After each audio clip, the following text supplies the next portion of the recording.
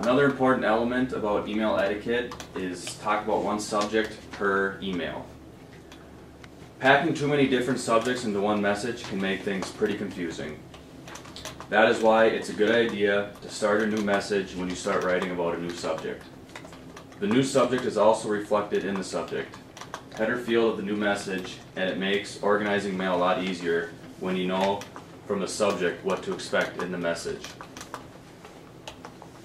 Like this message about tomorrow's meeting. Hey Fred, I was just making sure you had the report ready for tomorrow's meeting. Are we good to go? The reason why this is a good message because John gets to the point with Fred and Fred knows what John wants and it's about tomorrow's meeting. And unlike this email where John is asking Fred about tomorrow's meeting, the golf outing, a barbecue, and Buffalo Wild Wings for lunch, the email says, hey Fred, I was just wondering if you were ready for tomorrow's meeting and whether or not you are attending the annual golf outing on Saturday and the barbecue after. Also, do you want to go to Buffalo Wild Wings for lunch today?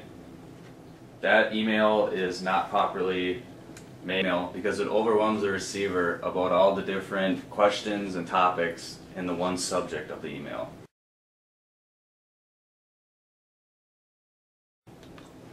Another important aspect of writing an email in the business world is not writing in capitals.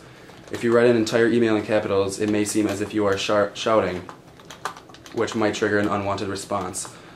The employee may think that they did something wrong, and on top of this, the email is harder to read and the overall perception will be altered. Hey Jim, why did you miss that meeting today? Did you not realize that was our biggest client for the past 50 years? By the way, what are you doing for lunch? In this example, Jim may feel attacked by his boss for not attending the meeting, when in reality, if the email was not in capitals, it would be more of a simple message. When you receive an email that requires a response, you should stop and think. Is this an email that needs to be responded just to the sender, or is this an email that the entire group needs to see? If it is an email that the entire group needs to see, then you can go ahead and click the Reply to All button. However, if not, just use the Reply button. The Reply to All button has been overused too much. When the sender is the only one that needs a response, some people tend to click on the Reply to All button as a default, and then everybody gets the entire message over again. This is considered spam, and nobody likes it.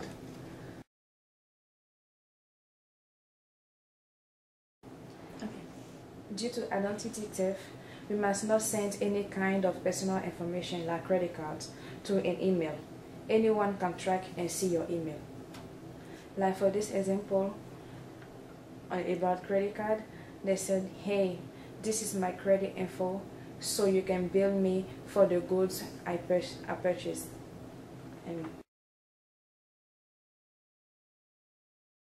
Another important thing to remember when sending an email is to use proper spelling and grammar, and also read it before you send. Improper spelling and grammar can do a lot of things to your message. First, it may convey the wrong message if punctuation marks are used in the wrong place or not at all. Also, similar words have different meanings, so make sure you're using the right word. Sending an email in the workplace with poor spelling and grammar will have a bad impression on the company. It's also important to read the email before it is sent to double check for spelling and grammar errors and to ensure that the intended message is the one being sent. For example, this email from the boss to the employees has multiple spelling and grammar errors. It's not only hard to read, but it may be interpreted in the wrong way, and this is not impressive because it's the boss sending it to the employees.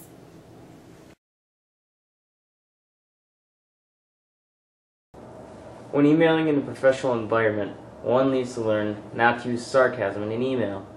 For example, Sue clearly did pretty well on her numbers this week. Miranda sends her a message to congratulate her, but uses sarcasm. Sue could easily take this message seriously and literally and be very upset.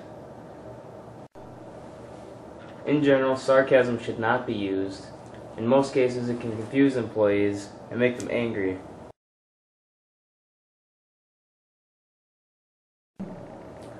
Another important factor to consider when sending an email is to not attach unnecessary files. Many people do not like to open attached files because of the fact that they may contain viruses that can damage their system. If there is no need to send an entire document, simply edit it and use the text in the email. Some email systems also block emails with attachments, so there is no guarantee that the message will be received.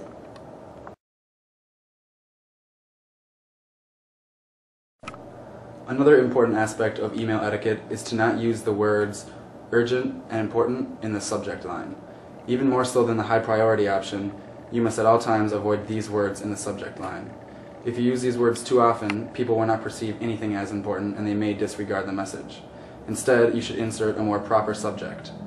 If you leave the subject blank, the message also may be ignored because they may believe that it is unimportant. The bottom line when sending an email is that if the information really was that important, they would just pick up the phone and call you.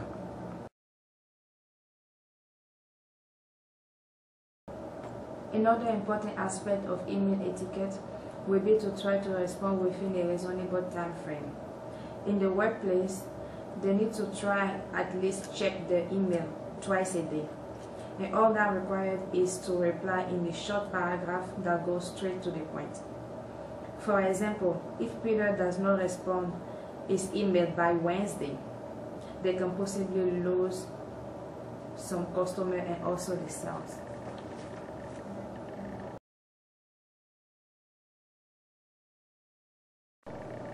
Another important email etiquette to remember is to not respond to spam.